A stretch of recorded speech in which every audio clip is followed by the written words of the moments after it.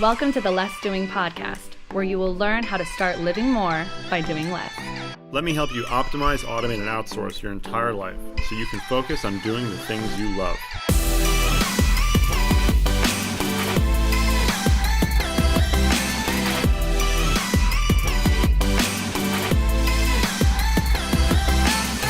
Now here's your host, Ari Mizell. Welcome back to the Less Doing podcast. I'm your host, Ari Mizell, and my guest today is Mike Paton. And Paton, as he likes to be called, is the visionary at EOS Worldwide and a certified EOS Implementer. You're going to find out all about what that means today and how it relates to growing companies. So Paton grew up in a family of entrepreneurs. He cut his teeth in banking, then spent more than 10 years running or helping run 4 entrepreneurial companies. And in 2007, while trying to take a $70 million company to the next level, which I want to focus on that at one point, he found himself stuck and more than a little frustrated, and his search for answers led to Gino Wickman and to EOS. Paton quickly became a passionate advocate of the system and a leader of a vibrant and growing community of professional EOS implementers, clients, and fans. He's now conducted more than 1,000 full-day EOS sessions with leadership teams of more than 100 entrepreneurial companies. So, Paton, thank you so much for taking the time to talk to me. It's a great pleasure, Ari. Thanks for having me. So for the uninformed, let's give a 1 minute or less overview of what EOS is. And I know that that's probably a challenge in itself, but I have so much I want to get to. So go ahead. I'll do my best. So EOS is just a simple way of operating an entrepreneurial company. And what an EOS implementer does is work with the leadership teams of entrepreneurial companies to help the people who own and run the business get better at 3 things we call vision, traction, and healthy. And vision is just getting everybody on the team 100% on the same page with where they're going and how they plan to get there. Traction is instilling discipline and accountability everywhere. So no matter where you turn, people are executing on your vision.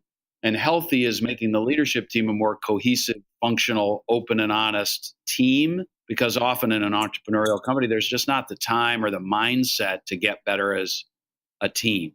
And we find from there, as goes the leadership team, so goes the rest of the organization. And that's what implementing EOS does for an entrepreneurial company. Okay, that was pretty damn good. So let's break that down. Let's talk about vision first. Yep. Now, lots of people talk about vision. There's lots of methods for creating visions. And I think that sometimes people confuse goals and visions. That's one thing. And, we can talk about that too. I think that long-term goals are really visions. And the place that gets me muddled with a lot of people is where the vision translates to everyday action. And a lot of times you don't see that happen. So how does EOS sort of attack that problem? Well, we actually, it is not as simple as getting your vision right so that everybody can go execute on it. What one of our fundamental beliefs is that a truly great business needs to be really strong in what we call the 6 key components of every business. And so it's not just vision, which is getting everybody clear and aligned around one vision. And it's not just traction, that focus, discipline, and accountability. There are 4 other components. And so I just want to start by at least sharing those 6 key components with your listeners. So it's vision, everybody on the same page with where you're going and how you plan to get there. People, you got to have the right people to execute on a great vision. It's data, running the business on facts and figures, on objective information, not just the feelings, emotions, and egos that so often drive decision-making in an entrepreneurial company.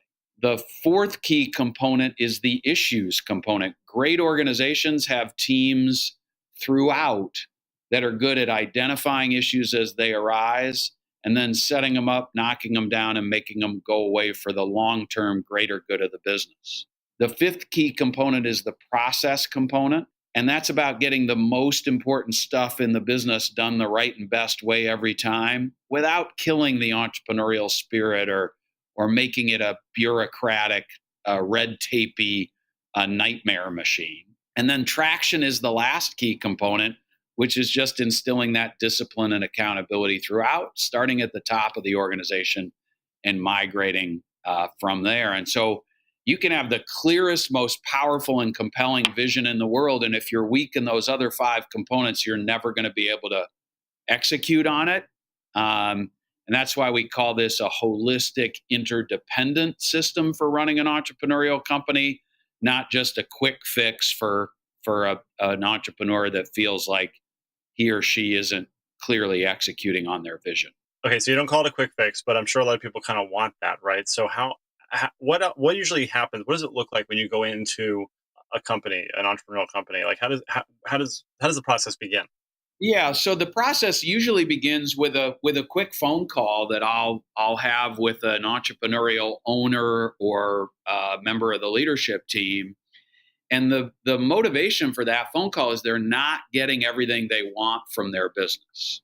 And they've discovered EOS by reading one of the 5 books in the Traction Library because a fellow entrepreneur introduced it to him or her because they happen to know an EOS implementer. And so this quick phone call is I'm just sharing what EOS really is with the owner or the leader and inviting that person and their leadership team to spend 90 minutes in the room with me so that I can paint a clear picture for the team of what a company really running on EOS looks and feels like. And from there, about half to 70% of the people I spend 90 minutes with decide they want to purely implement EOS in their business. And we just spend a series of full days working together with the leadership team, first to help them with discipline and accountability. We do what we call traction first and vision second, which simply means that we implement the tools that create clarity around who's accountable for what our priorities are, how we can meet and solve issues most efficiently and keep our numbers and priorities on track. That's what we do first with the leadership team, teach them to execute on their vision. And then shortly thereafter, we begin answering 8 questions together as a leadership team so that when everybody in the room agrees on the answers to all 8 of those questions, they have a crystal clear vision. They're all aligned around it. And at the same time, they've started mastering the ability to execute on that vision. And there's a crescendo moment where they transition from learning a new way of operating to, oh, all right, we're now just executing on our vision, and it becomes more routine. So then one of the things I know is a big sort of tenet of the system is the level 10 meetings, right? Level 10 meetings? Yes, level 10 meetings. Yep, you bet. So, and for people who don't know, of course, how does a level 10 meeting sort of fit into that scheme? It is a keystone. Yeah, so the level 10 meeting is one of the tools that helps a leadership team gain traction. And so, one of Gino Wickman's discoveries is that in most organizations, big, small, or medium-sized, the popularity of internal meetings is quite low. Most of them are not very well run. They're not efficient. They're not productive. And oftentimes they're not healthy. And so one of the tools in the EOS toolbox is a meeting pulse, where we want our leadership teams to meet quarterly so that they're coming up for air, taking stock and getting clear on their priorities. And then once a week, we ask them to spend 90 minutes together meeting to do a couple of really important things that are best done in person, eyeball to eyeball, with the humans responsible for running this business really connecting as humans. And so the few things we do in a level 10 meeting are, first of all, we want to make sure our numbers, our priorities are on track. Week to week, we're checking in on our important numbers or measurables and our priorities, or what we call quarterly rocks, and making sure that everybody on the team has their numbers and priorities on track to be completed or on target by the end of the quarter. We also check in real briefly to make sure the customers and the employees of the organization are happy. And then we take a few minutes to check in on the to-dos that came out of last week's meeting and make sure everybody is able to say that they're to-done. The leadership team members every week make a commitment to one another that they're going to get 1, 2, or sometimes 5 or 7 things done. And we actually ask them to say out loud whether or not those to-dos have been completed to drive a little personal accountability.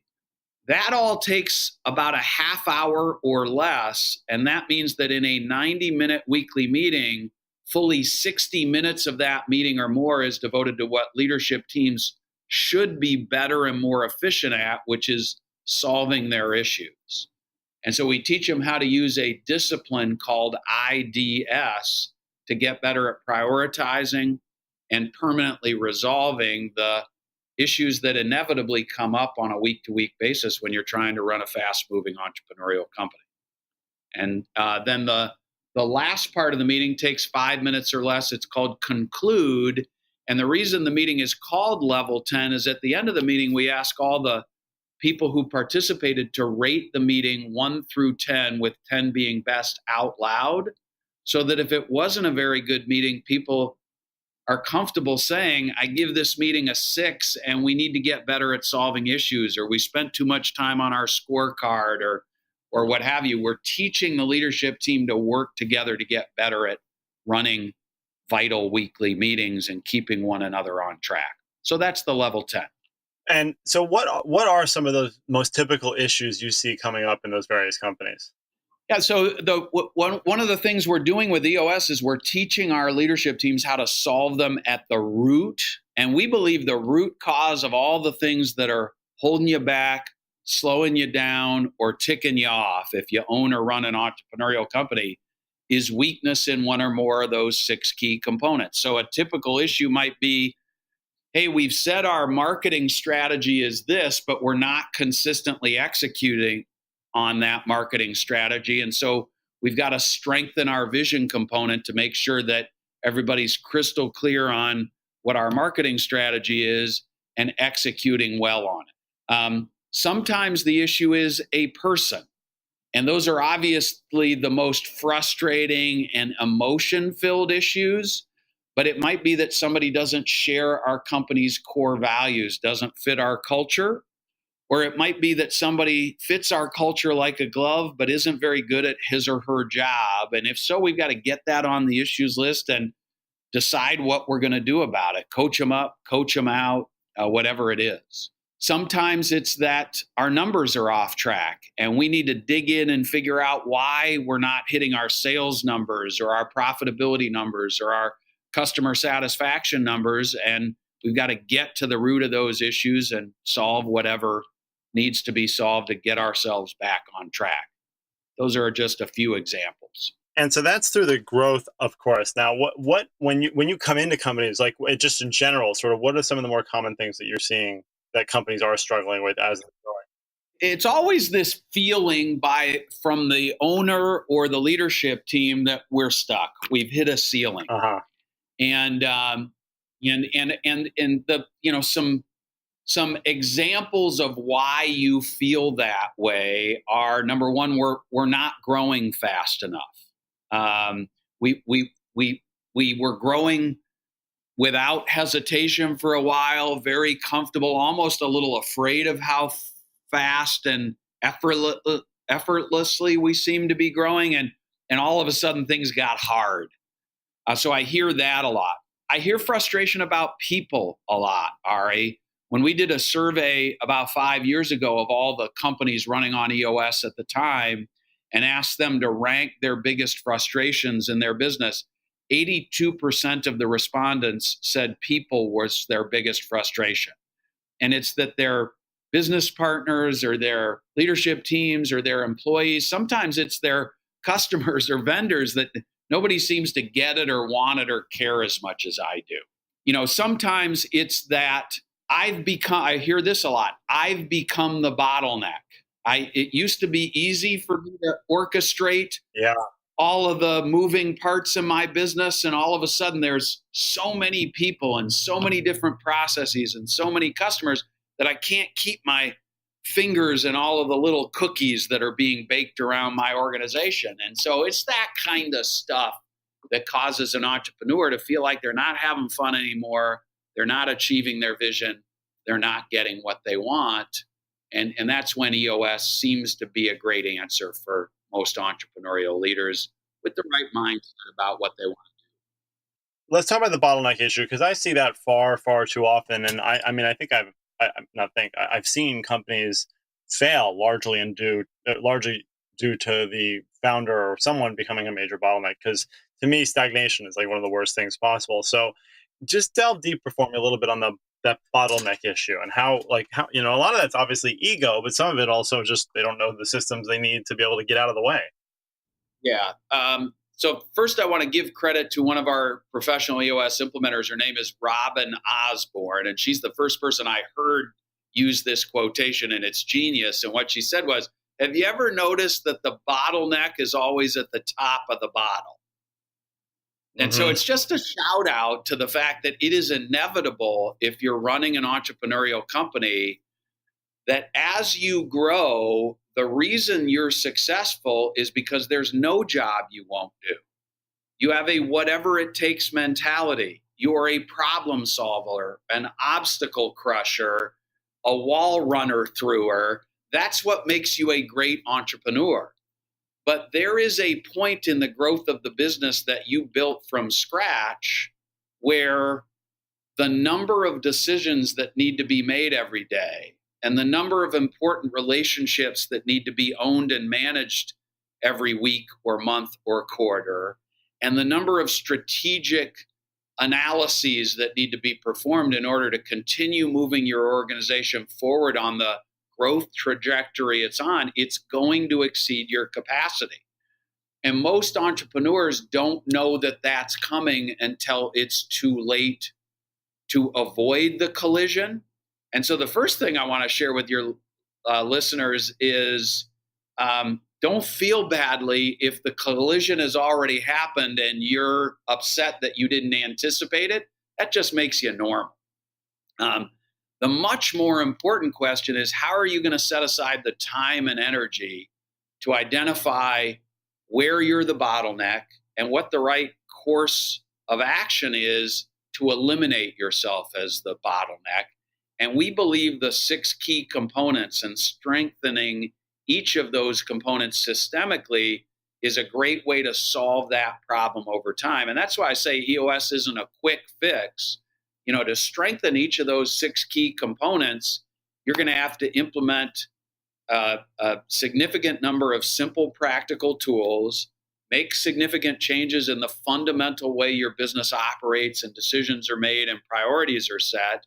And it's going to take you somewhere between a year and 2 years typically to start feeling great about the progress you're making.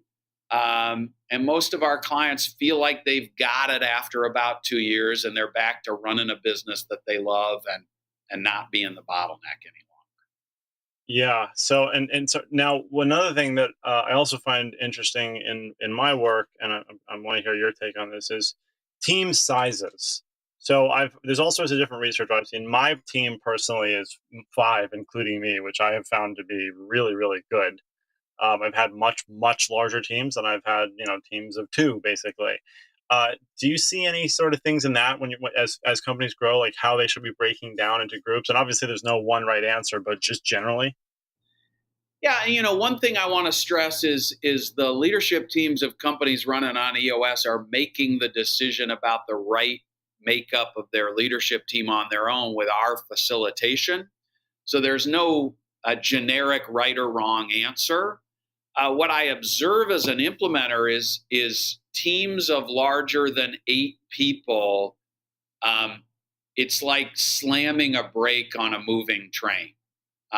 When you get more than 8 people participating in a strategic meeting where decisions need to be made and issues need to be solved, what ends up happening is it's so full with so many competing viewpoints that people start communicating to be heard rather than communicating to move the team forward.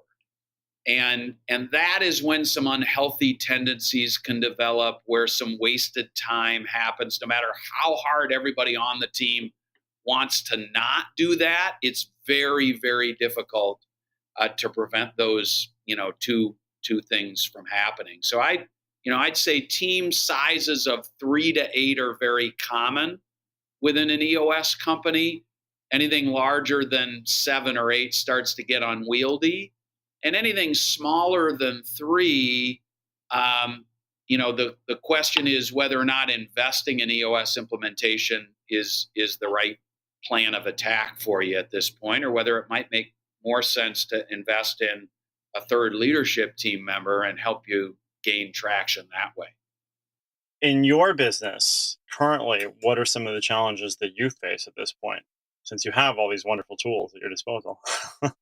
Yeah, I do. So first of all, the EOS Worldwide leadership team runs purely on EOS, and we're grateful to have Gino Wickman as our EOS implementer. So that's a great experience for me, in that I get to learn how to be a great EOS implementer from the guy who built the system. But B, it helps keep us on track as a leadership team. And we're as guilty as any other leadership team on the planet of falling away from EOS purity and not recognizing and prioritizing and solving our own issues, and overcommitting to too many priorities. And so, I would just say humbly, we have the same challenges as any other entrepreneurial leadership team. More specifically right now, some of the challenges we're dealing with is our community of professional EOS implementers the world over has grown to north of 200 people. And so one of our challenges is, how do we have that intimate personal relationship, not just between EOS Worldwide and our leadership team and the coaching team that we have, but also amongst all of the individual implementers that make up this great community. And that's something all your listeners who are growing entrepreneurial companies struggle with themselves. Is no different for us. We are very focused on how we can harness technology to accelerate the pace with which we share EOS with the world of entrepreneurs, and how entrepreneurs use EOS to get what they want from their businesses. And whenever you're dealing with technology and learning and adopting new concepts, it's very, very difficult to only use technology to accelerate or enhance an experience. Oftentimes you think it's going to enhance an experience, and it really ends up detracting from the experience. So that's another common issue we're working through one quarter at a time, trying to figure out how to continue reaching the world with our message and adding value to entrepreneurs without falling in love with the technology itself. This is gold. So thank you. And I have 2 last questions. So the second last one is, explain the difference between an implementer and an integrator. Yeah. So an EOS implementer is a person a leadership team hires to help their leadership team purely implement EOS in their business.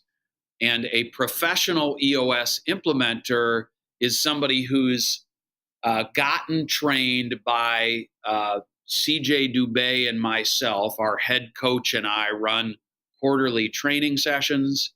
They've joined our community of fully engaged EOS implementers, and they're devoted to being great EOS implementers and helping their entrepreneurial clients get what they want from their businesses. An integrator is a member of a leadership team that becomes the puzzle piece, if you will, for the visionary of a lot of EOS companies. And it's the advancement of a concept that the people who start EOS, who start entrepreneurial companies and grow it successfully until it's hit the ceiling and is no longer growing to the owner's satisfaction. Those people are often great visionaries who like to create stuff from scratch, but they're not great running a going concern. They get bored, they lose passion, they're busy trying to anticipate and solve the next problem in the world.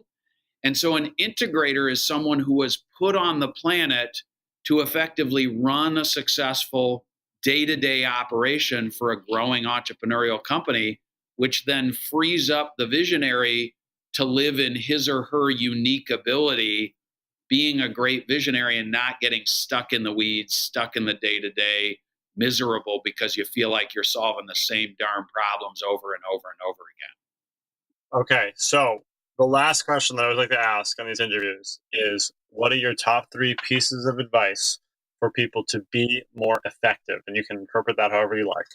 That's great. So you teed that up beautifully by asking about visionaries and integrators. So the first thing I would say to your visionaries is, if you are a visionary and you've hit the ceiling and you've lost the passion you had for your business, please stop the presses and do some work to figure out why you're no longer passionate, why you're not having fun anymore.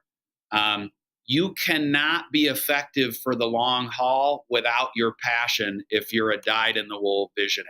And so don't lose sight of it and figure out why you've lost it.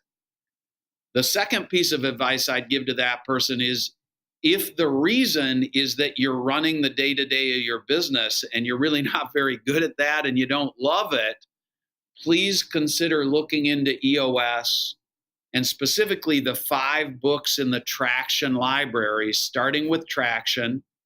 And if you want to learn more about integrators, I would also look at Rocket Fuel, which is the book about the visionary integrator duo. And consider getting yourself an integrator to help your business continue executing in the trenches while you're operating as a great, passionate visionary. And then the third thing is, just because your vision is clear in your head doesn't mean it's clear in everybody else's head. And it is your job as a visionary and a leadership team of an entrepreneurial company to ensure, if you've got 40 or 80 or 120 people in your organization, that they get it and want to execute on it and are willing to grab a paddle and start paddling the canoe they're in towards the same point on the far shore that you want this organization to go. And so your job as a visionary is making sure that's happening in your business. If it's not, it might be why you're getting frustrated and you've hit the ceiling. Absolutely awesome advice, Mike or Pate. So thank you so much for all of that knowledge and your time today. Where can people find out more? Where's the best place to get started on a possible EOS journey? Yeah, we very intentionally built the EOS Worldwide.com website to include all the knowledge someone needs to dig in, learn more, get started. And so I just very simply send your listeners there. They'll find everything they need to learn more about an EOS journey and get started if they decide there's a fit. Awesome. Paton, thank you again. I really appreciate your time. My pleasure, Ari. Had a great time with you, and I'm here to help further if I can help anybody that's listening. Thanks for listening to the Less Doing podcast. At Less Doing, we help entrepreneurs who have opportunity in excess of what their infrastructure can support to set up systems and processes that empower a team to ultimately make themselves more replaceable. That way, they can optimize, automate, and outsource everything in their businesses in order to be more effective. If you want to find out more about Less Doing, the podcast, the blog, the books, and all of the wonderful programs we offer to help you get from where you are to where you know you want to be, go to lessdoing.com/podcast and check out our OAO blueprint so you can get started today.